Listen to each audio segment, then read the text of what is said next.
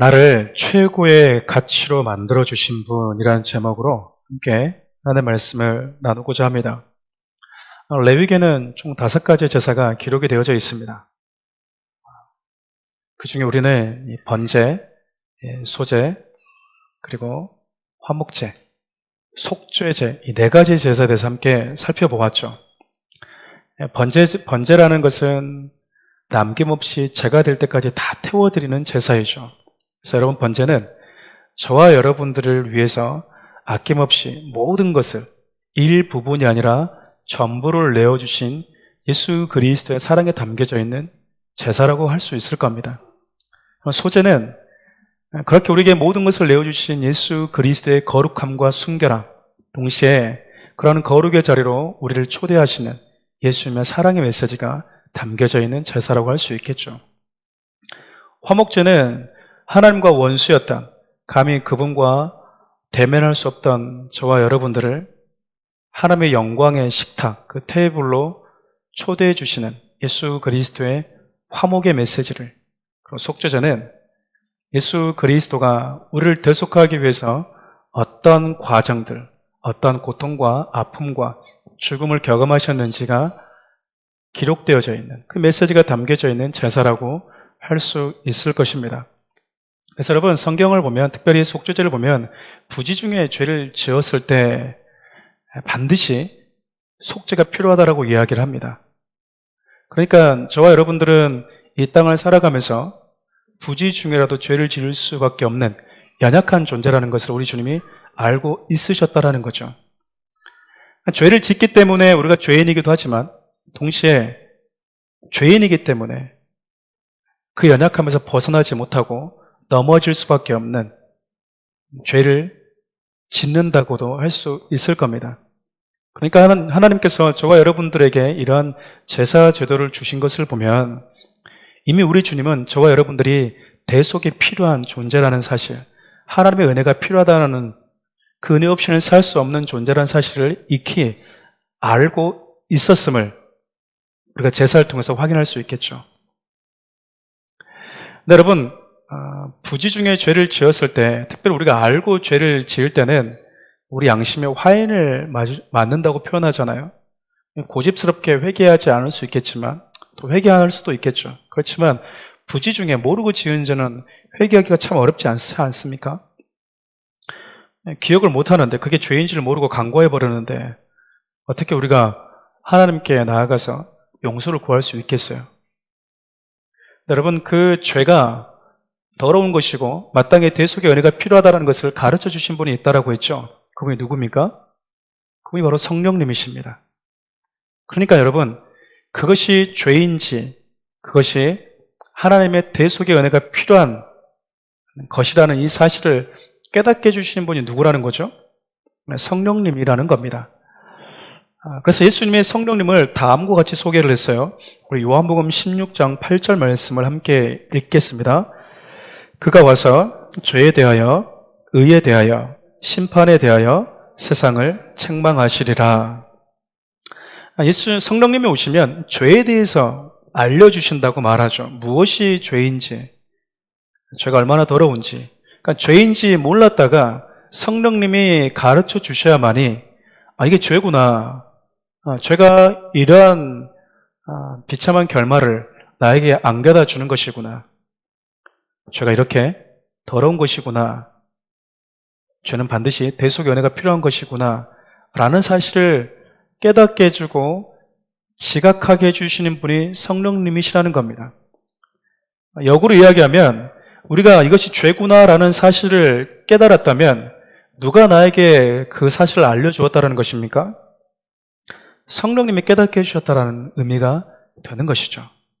근데 우리는 이때 부지중해를 할지라도 성령님이 저와 여러분들에게 이것이 죄다라는 인식을 주셨을 때 이제 저와 여러분들이 성령님이 주시는 그 마음에 민감하게 반응할 수 있어야 된다는 거죠.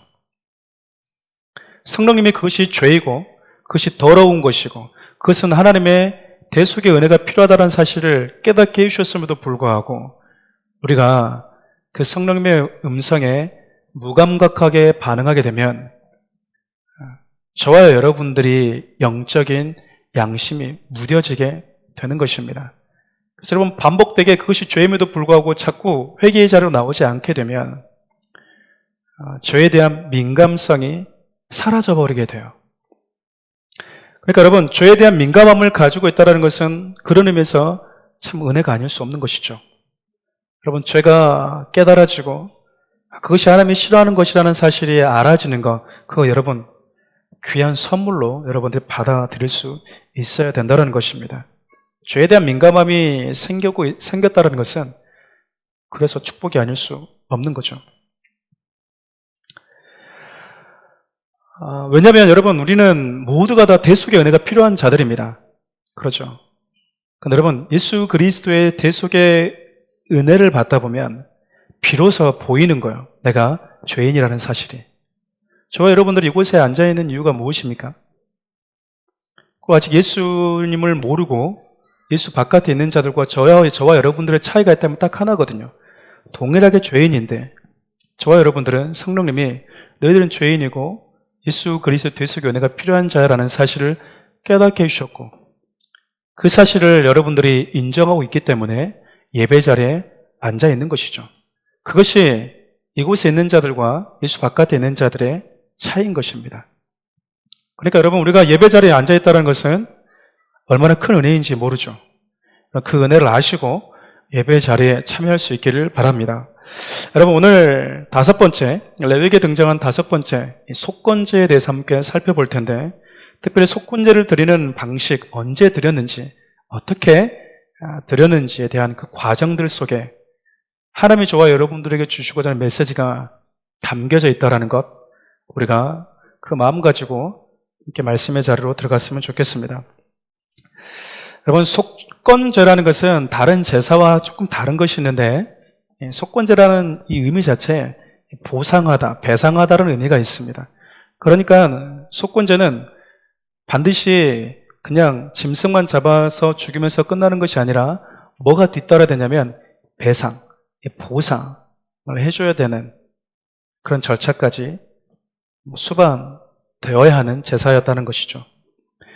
먼저 여러분 그에 앞서서 속건제를 언제 드렸는지를 조금 살펴보는 것이 좋을 것 같습니다. 첫 번째로 15절 말씀을 보면 속건제는 우리가 부주의함으로 성물을 범했을 때 드리도록 되어 있습니다. 성물을 부지 중에 범했다라는 것이죠. 성물이 뭘까? 성물이라는 것은 말 그대로 하나님께 구별되어진 것들을 이야기하잖아요. 여러분 똑같아요. 똑같아 보여요. 그런데 그것이 하나님께 드려졌는가 드려지지 않았는가를 가지고 구별되었고 구별되지 않았는 것을 구분한다는 것입니다. 똑같은 양이에요, 여러분. 들판에 뛰노는 양이 얼마나 많습니까? 그런데 그것을 하나님께 드리도록 구별하면 그 양은 들판에 뛰어노는 다른 양과 달리 구별된 성물이 되는 것입니다.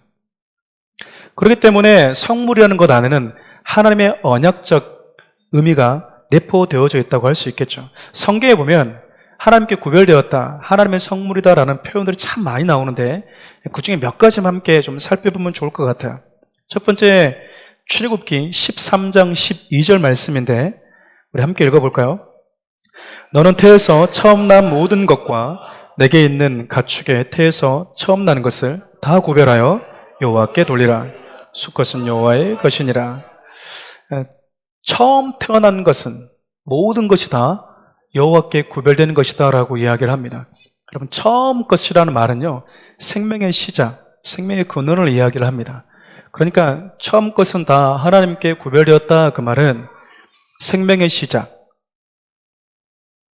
생명의 근원이 하나님이시다라는 것에 대한 고백인 것입니다.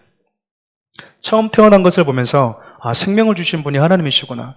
이 처음 것을 시작으로 계속해서 또 다른 생명이 시작될 터인데 그 모든 생명의 시작이 하나님으로부터 왔구나 라는 그 믿음의 고백이 담겨져 있는 제사가 성물이라는 것입니다.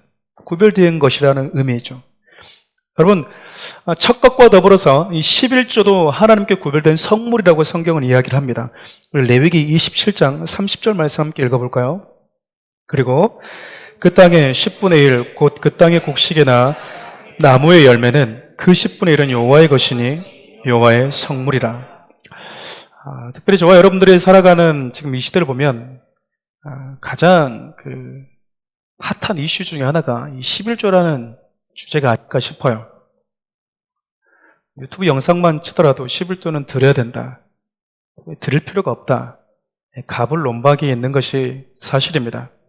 근데 여러분, 11조를 일단 접근하기 앞서서 11조는 이슈를 우리가 좀 마주하고, 토론이면 토론, 혹은 논이면 논의, 그 어떤 것이 되었든 준비하는 작업 가운데 만일 돈에 대한 이 아까움과 혹은 드리고 싶지 않은 마음, 내 것을 왜 내가 하나님께 줘야 되나라는 마음을 가지고 있다면 일단 11조라는 것에 대해서 접근하는 방식부터 잘못됐다고 할 수 있어요.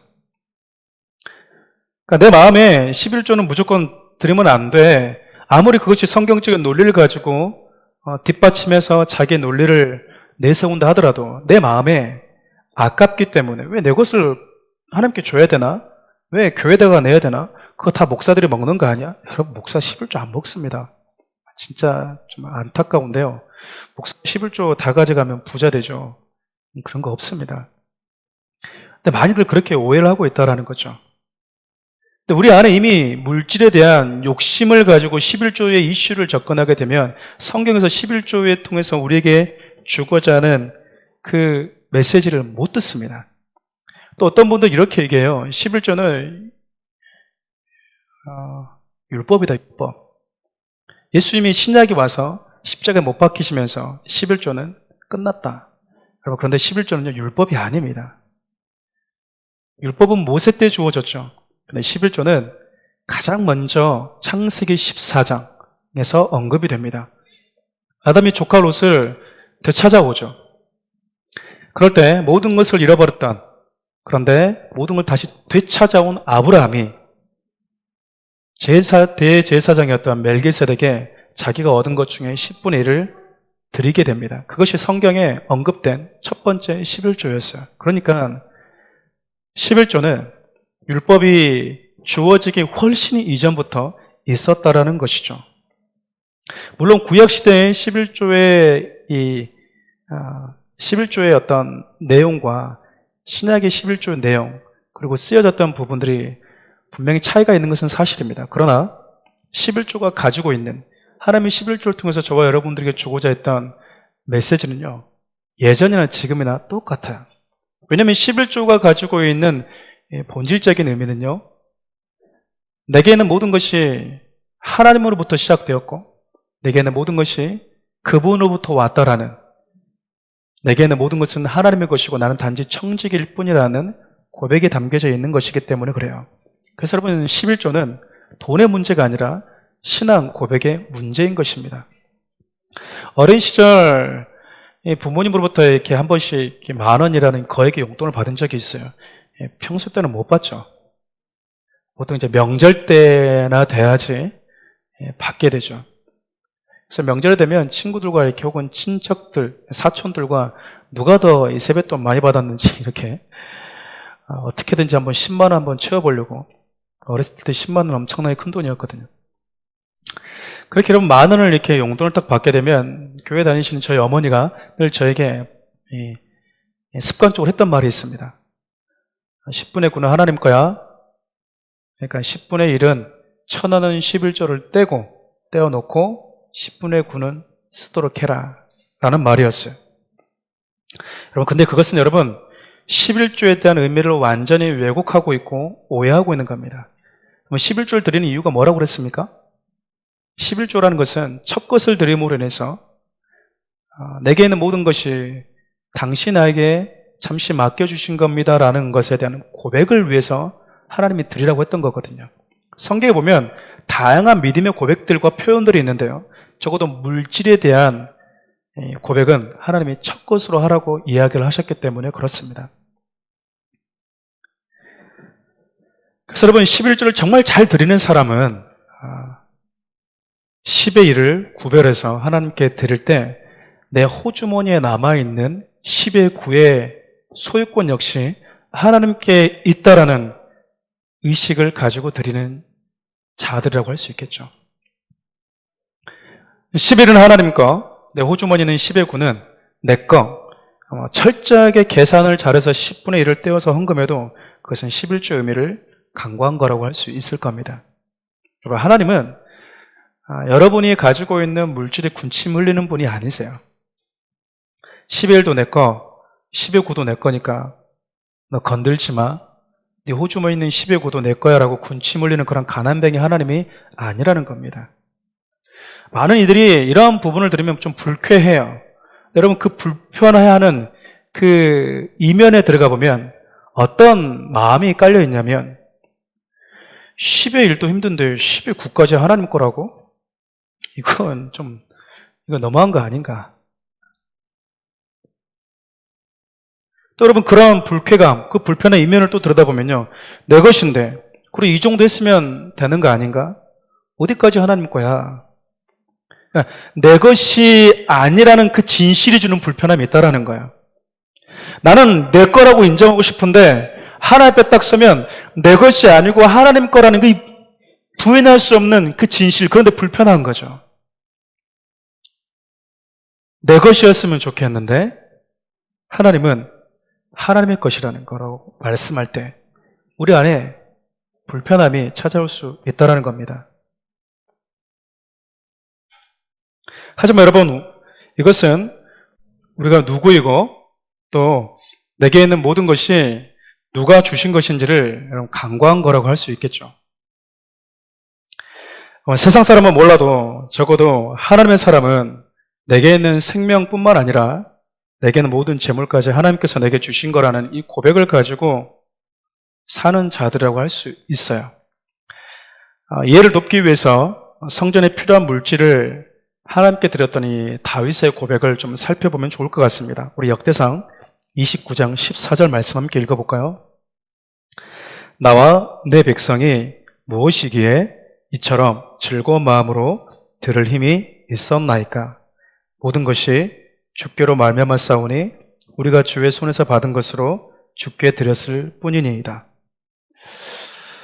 여러분, 다윗이 하나님이 주신 그것들을 하나님의 성전에 마지막으로 정말 많은 물질을 성전에다가 드리지 않습니까?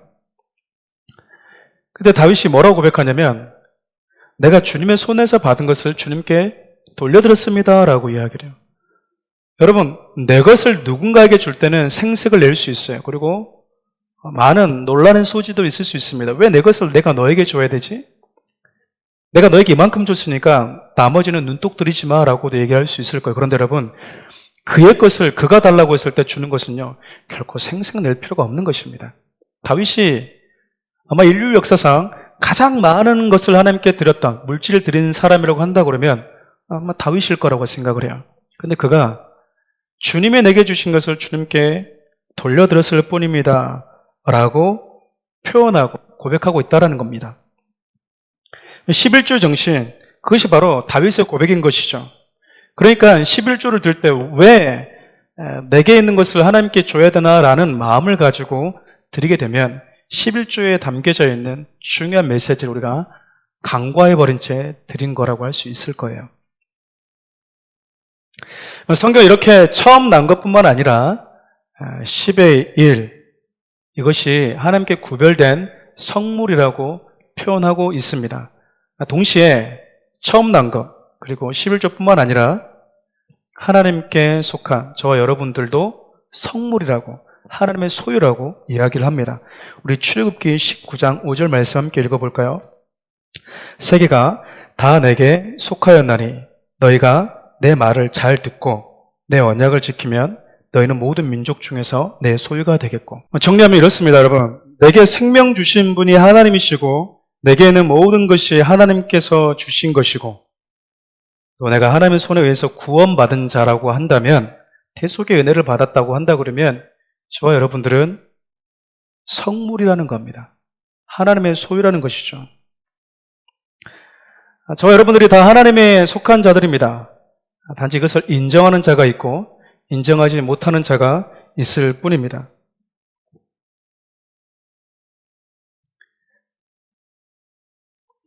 만약 여러분 내가 내 삶의 주인이라 여기면서 살다가 구원받은 이후 내 삶의 주인이 하나님이시구나, 나는 그분의 소유라는 사실을 성령님을 통해서 깨닫게 되었다면 저와 여러분들은요, 이 속건제와 상관이 있는 자들이라고 할 수 있을 거예요. 왜냐하면 거룩하게 구별된 성물된 자들에게 관련된 제사가 바로 속건제이기 때문에 그래요.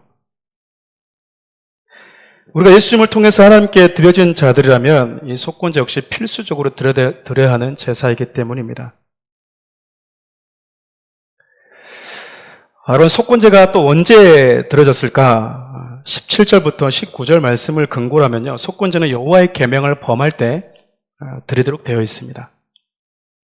구원받아서 하나님의 대속의 은혜를 경험한 하나님의 자녀라 할지라도 우리는 넘어질 수 있고 부지 중에 죄를 지을 수 있습니다.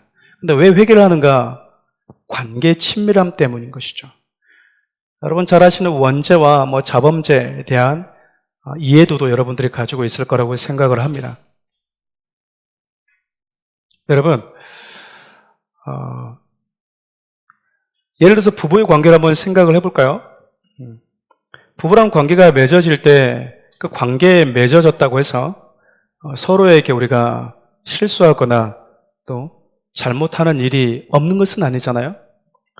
그럴 때 우리는 부부니까 사과하지 않고 용서를 구하지 않아도 되는가? 그렇지 않습니다. 그때도 우리는 실수하면 뭐합니까? 서로를 향해서 용서를 구하고 사과를 하는 것이죠. 왜일까요? 관계가 위태위태해서 그렇습니까? 친밀감 때문에 그러는 것입니다. 하나님은 아무리 부부라 하더라도요, 서로 이렇게 감정에 상해 있으면 서먹서먹해지는 걸 여러분들이 느끼실 거예요. 친밀감이 사라지지 않도록 우리 주님은 속건제를 드리라고 하신 것이죠.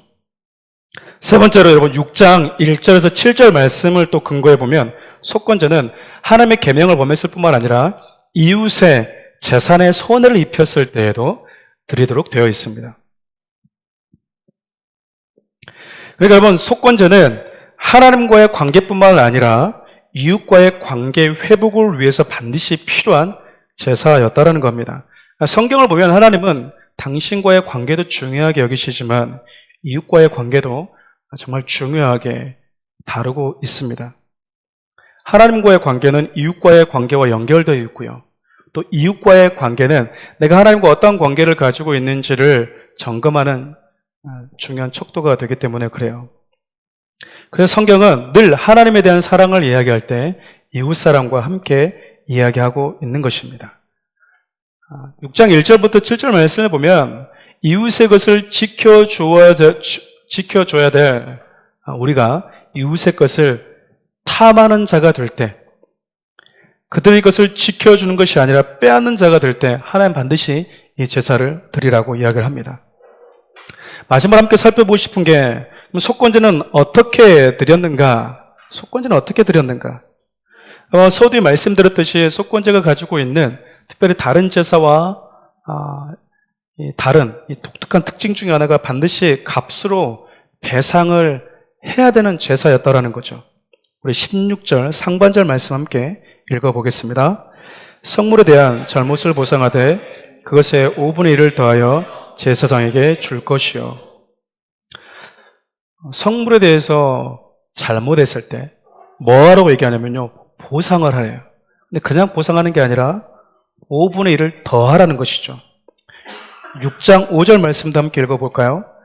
그 거짓 맹세한 모든 물건을 돌려보내되 곧 그 본래 물건에 5분의 1을 더하여 돌려보낼 것이니 그 죄가 드러나는 날에 그 임자에게 줄 것이요. 여기에도 5분의 1을 더해서 주라고 이야기를 합니다. 속건제는 그러니까 여러분 속죄와 더불어서 속죄와 더불어서 반드시 보상, 배상이 뒤따라야 되는 제사라는 거죠. 그러니까 여러분 속죄제가 죄에 대한 속죄가 반드시 필요하다라는 이 메시지를 저와 여러분들에게 주고 있다면 속건제는 죄는 반드시 그 값이 지불되어야 된다라는 메시지를 주고 있는 제사입니다. 그러니까 여러분 우리는 이것을 통해서 뭘 할 수 있습니까? 죄는 반드시 해결돼야 된다, 대속받아야 된다라는 것과 동시에 그 죄를 대속하기 위해서는 반드시 값이라는 것이 뒤따른다라는 것을 우리가 발견하게 되죠. 여러분, 18절을 보면 참 독특한 표현이 등장하는데 이 죄값을, 속건죄에 대한 이 값을 제사장이 정해주도록 되어 있습니다. 18절 말씀을 세번역 성경으로 함께 읽어보겠습니다. 그는 가축대에서 흠없는 순양 한 마리를 제사장에게 가져가야 한다.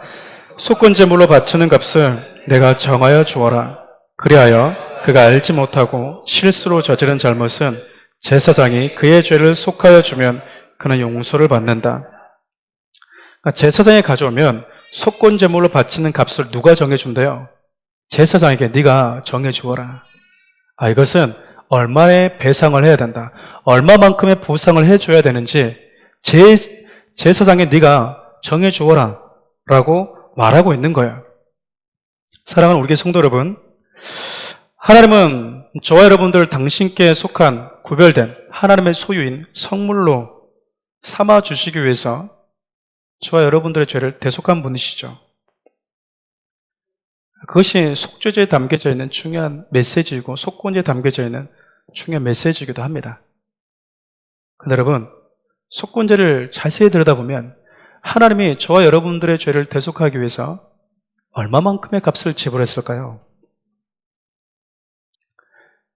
저와 여러분들이 범죄한 이 죄값을 지불하기 위해서 하나님이 내놓으신, 정하신, 책정한 값이 있어요. 그게 바로 예수님의 생명의 값입니다. 하나님이 저와 여러분들의 이 죄를 대속하기 위해서 범죄한 여러분과 저의 죄를 속죄하기 위해서 대제사장이신 예수님께 죄값을 정하도록 하셨는데 우리의 대제사장이신 예수님이 그 값을 자신의 생명으로 정해버린 겁니다. 5분의 1과 비교가 안 될 정도로 너무나 낭비다 싶을 정도로 굳이 그렇게까지 많이 라고 생각할 만큼 넉넉한 값을 지불해버린 거예요. 왜 그러셨을까? 예수님께서 저와 여러분들을 대속하기 위해서 어느 일부분의 값을 지불하면 족할 텐데 왜 그렇게 어찌 보면 무모해 보이는 그 넉넉한 죄값을 지불하셨을까? 성경을 보면 예수님께서 저와 여러분들을 위한 이 속건제물, 이 배상해준, 값을 지불해 주신 분이라는 이 표현들이 참 많이 등장하는데 대표적으로 한 두 가지만 살펴보고 말씀 마무리하려고 합니다. 속건제는 히브리어로 이 아샴이라는 단어를 쓰는데 보상, 배상이라는 의미입니다. 근데 이 아샴이라는 단어가 여러분 잘 아는 이사야 53장 10절에도 등장을 합니다. 함께 읽어볼까요? 여호와께서 그에게 상함을 받게 하시기를 원하사 질고를 당하게 하셨으니 그의 영혼을 속건제물로 드리기에 이르면 그가 시를 보게 되며 그의 날은 길 것이요 또 그의 손으로 여호와께서 기뻐하시는 뜻을 성취하리로다. 저와 여러분들의 모든 질고를 짊어지기 위해서 우리 주님이 속건제물 되셨다라고 이야기를 합니다. 또 디모데전서 2장 6절도 함께 읽어보겠습니다. 그가 모든 사람을 위하여 자기를 대속물로 주셨으니 기약이 이르러 주신 증거니라. 여기서 대속물 역시 속건제물을 의미합니다. 그러니까 여러분, 예수님께서 저와 여러분들의 죄값을 배상하기 위해서 그분이 당신의 생명값을 대속물로 지불하셨다라는 거죠. 우리가 익히 잘 알고 있는 우리 주님이 십자가에 못 박히실 때 마지막으로 우리 주님이 저와 여러분들에게 던지고 한 메시지가 무엇입니까? 다 이루었다라는 메시지죠. 우리 요한복음 19장 30절 말씀도 함께 읽어보겠습니다. 예수께서 신포도주를 받으신 후에 이르시되 다 이루었다 하시고 머리를 숙이시니 영원히 떠나가시니라. 여러분, 다 이루었다는 말은 우리가 하도 많이 들었기 때문에 이 상업적 용어인데 계산이 다 됐다라는 의미입니다. 값이 다 지불되었다라는 거죠. 그러니까 지금 예수님은 십자가에 죽어가시면서 마지막으로 저와 여러분들에게 주신 메시지가 너희들의 모든 값이 이제 다 지불되었다. 내가 너희들을 내 생명을 내어주고 샀다. 이제 더 이상 너희들은 죄와 죽음에 대한 채무로 두려워 떨 필요가 없다. 여러분, 그 메시지를 우리 주님은 마지막으로 던지고 운명하셨던 겁니다. 말씀을 정리하도록 하겠습니다. 가끔 여기저기 버려진 아이들을 데려다가 정말 세상에서 유명한 그리고 정말 가치 있는 선수로 만들었던 이 부모들의 이야기가 종종 영화화되기도 하고요. 다큐멘터리로 방송되기도 합니다. 하나님은 죄로 더럽혀진 저와 여러분들을 하나님의 소유로 삼기 위해서 예수 그리스도란 값을 지불하고 저와 여러분들을 사셨습니다. 우리가 지은 죄값보다도 비교할 수 없을 만큼 넉넉한 값을 지불하신 거죠. 그러므로 인해서 저와 여러분들을 예수 그리스도의 생명만큼 가치 있는 존재로 존귀케 만들어 줘 버리셨어요. 정말 가치 없는 자들이 갑자기 우리 세상적으로 얘기하면 값이 껑충 뛰어버린 겁니다. 하나님의 저와 여러분들을 보실 때 예수 그리스도를 믿기 이전에 그분의 대속을 경험하기 전에는 우리는 그냥 죄의 노예였고 하나님과 원수였을 뿐인데 대속의 은혜가 주어지고 속건제의 은혜가 주어지자 저와 여러분들의 이 영적인 몸값이 예수님의 생명의 가치에 반하는 기준으로 꽁충 떠버린 거야. 그러니까 우리 주님이 속건제물이 되셨다는 의미는 저와 여러분들을 예수의 생명에 준하는 가치 있는 존재로, 가장 최고의 가치 있는 존재로 만들어 주어 버렸다는 겁니다. 그럼 삼위 하나님께서 어찌 보면 정말 무모해 보이는, 이만큼만 죽어도 충분히 처리할 수 있을 것 같은 그 값을, 하나님이라는 생명의 값을 지불하면서까지 왜 이런 무모한 짓을 하셨을까? 저는 그런 생각을 해봅니다. 너희들 얼마나 존귀한 자인지를 하나님은 늘 기억하면서 살기를 원하신다고 생각해요. 그럼 세상은 네가 얼마를 가졌냐, 어느 집에서 사는가, 얼마나 건강하냐, 내가 무슨 차를 타고 다니느냐, 세상 가운데서 얼마나 명예가 있느냐를 가지고 우리의 값을 먹이려고 하지만 하나님은 네 안에 예수 그리스도가 속건제물 되어주셨다면 너는 세상에 뭐라 하더라도 예수 그리스도의 생명값이 묻어있는 그만한 가치가 있는 존재라는 것을 우리 주님이 기억하길 원하시는 것이죠. 둘째는 여러분, 하나님의 그 은혜 때문에 나를 존귀케 만들어주시고 자격 없는 나를 주님의 사랑으로 끌어안아 주신, 이만큼 값만 지불하면 되는데 이만큼 비교할 수 없는 값을 지불하시면서 우리 주님이 저 여러분들 마치 이렇게 말씀하고 있는 것 같아요. 두려워서도 아니고 징계가 겁이 나서도 아니고 나를 그렇게 최고의 가치로 만들어주신 그 은혜 때문에 이제 죄와 싸우고 몸부림칠 수 있도록 하나님께서 만들어주셨다고 생각합니다. 사랑하는 성도 여러분, 속건제는 반드시 배상해야 되는 값이 따르는 제사였습니다. 하나님은 저와 여러분들을 값주고 사신 분이세요. 그 값으로 예수의 생명을 지불해 버리셨습니다. 그만큼 여러분 가치 있고 소중한 존재인 것입니다. 레위기에 등장하는 이 속건제 제사를 통해서 너희는 반드시 속죄해야 돼 라는 의미도 담겨져 있지만 이 제사를 통해서 하나님이 우리에게 말씀해 주고 있는 거죠. 네가 얼마나 소중하고 가치 있는 존재인지, 가장 음부에 있는 밑바닥에 있는 존재를 가장 최고의 가치 있는 사람으로 만들어 줘버린 분이 예수 그리스도입니다. 이제 자격이 없는 나를 최고로 가치 있게 만들어 주신 그분의 은혜를 여러분들이 누리고 그 은혜 때문에 세상 가운데서 죄와 싸우고 구별되는 삶을 기꺼이 살아가고자 하는 믿음의 사람들이 되었으면 참 좋겠습니다. 그렇게 우리를 왕같은 제사장으로 존귀한 자로 삼아주신, 당신의 소유 삼아주신 우리 하나님의 은혜를 생각하면서 우리 찬양을 주님께 올려드리도록 하겠습니다.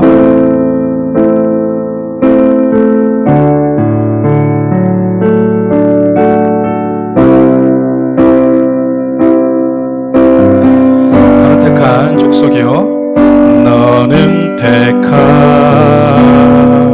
족속이요,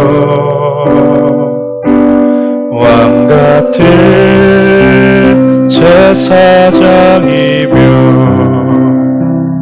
거룩한 나라, 하나님의 소유된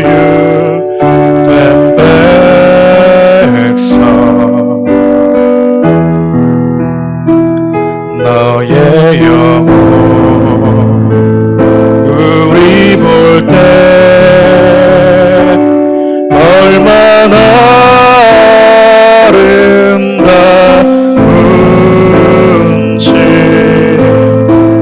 너의 영혼 통해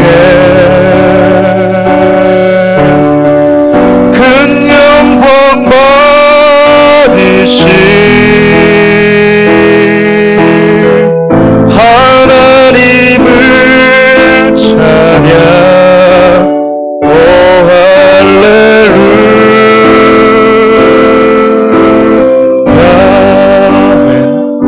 기도합시다. 각 제사마다 하나님이 저와 여러분들에게 주고 있는 메시지가 있어요. 우리는 주님의 은혜가 필요한 자이고 대속의 은혜가 필요한 자인데, 그분이 저와 여러분들을 다시 회복시키고 얻기 위해서 얼마만큼 희생하셨는지, 어떤 고통을 겪으셨는지, 화목하기 위해서, 우리를 거룩해 하기 위해서 그분 행하신 일이 무엇인지, 나아가서 죄와 죽음의 저주에 있는 시장에서 노예만도 못한 물건값 취급당했던 죄인들 저와 여러분들을 세상에서 가장 가치 있는 존재로 만들어버리신 그 예수님의 사랑이 고스란히 담겨져 있는 것이 속건제 제사입니다. 여러분, 이 제사를 통해서 한번 하나님 앞에 은혜에 또 감사의 고백을 하면서 나아갑시다. 하나님, 나를, 가치 없는 나를 가장 가치 있는 자로 삼아주셔서 감사합니다. 그리고 연약한 나를 무모하다시피 느껴질 만큼 당신의 생명값으로 정해주신 예수님, 너는 내 생명의 가치가 있는 존재로 말씀해 주신 그 주님의 사랑을 좀 깊이 경험하면서 기도 좀 나갔으면 좋겠어요. 나아가서 이제 하나님, 세상에 뭐라 해도, 내가 어떤 상황에 있어도 내가 하나님 앞에 존귀한 자이고 그렇게 존귀한 자이기 때문에 이제는 하나님, 그 은혜 때문에 죄와 싸우고 그 은혜가 사무쳐서 구별된 삶을 기꺼이 살고자 하는 그런 마음 우리에게 달라고, 우리 주 이름 한번 부르며 기도의 자로 나가도록 하겠습니다. 주 이름 부를까요? 주여! 살아계신 하나님, 그렇습니다. 주님이 우리를 구원하기 위해서 모든 것을 내어주시는 사랑을 하셨고, 우리를 거룩해 하고 존귀케 하시기 위해서 하나님의 미랄이 되시고 친히 당신의 살을 떼어주시면서 하나님과 화목케 하신 그 은혜를 기억합니다. 우리의 죄를 대속하는 과정이 얼마나 아프셨고 그 과정이 얼마나 험난했는지 하나님 또 가르쳐주시고, 나아가서 하나님, 시장에서 물건값보다도 더 하나님 무가치한 취급을 받던 죄의 노예였던 우리를 세상에서 가장 존귀한 최고의 가치 있는 자로 만들어주신 예수 그리스도께 늘 감사하며 살아가게 도와주십시오.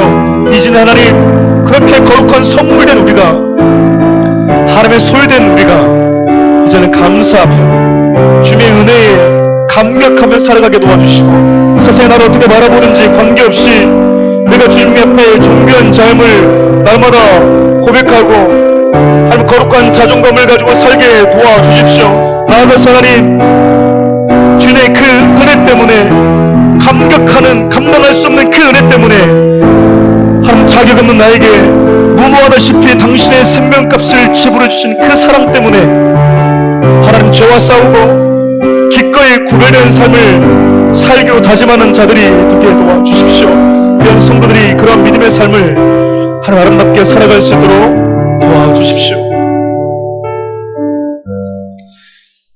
하나님, 그렇게 우리는 버려지고 무가치한 취급을 받는 자들이었습니다. 여전히 세상은 좀 더 나아져 보려고, 조금 더 가치 있어져 보려고 없어질 재물과 명예와 세상의 그 어떤 것으로 자기를 치장하려고 합니다. 그러나 하나님, 우리는 예수의 생명으로, 그거 하나로 온 우주에서 가장 가치 있는 존재가 되어버렸습니다. 우리를 최고로 가치 있는 존재로 만들어주신 예수 그리스도의 은혜를 날마다 기억하며 살아가는 자들 되게 하여 주시옵소서. 무모하다시피, 또 굳이 하나님 그렇게까지 하시면서까지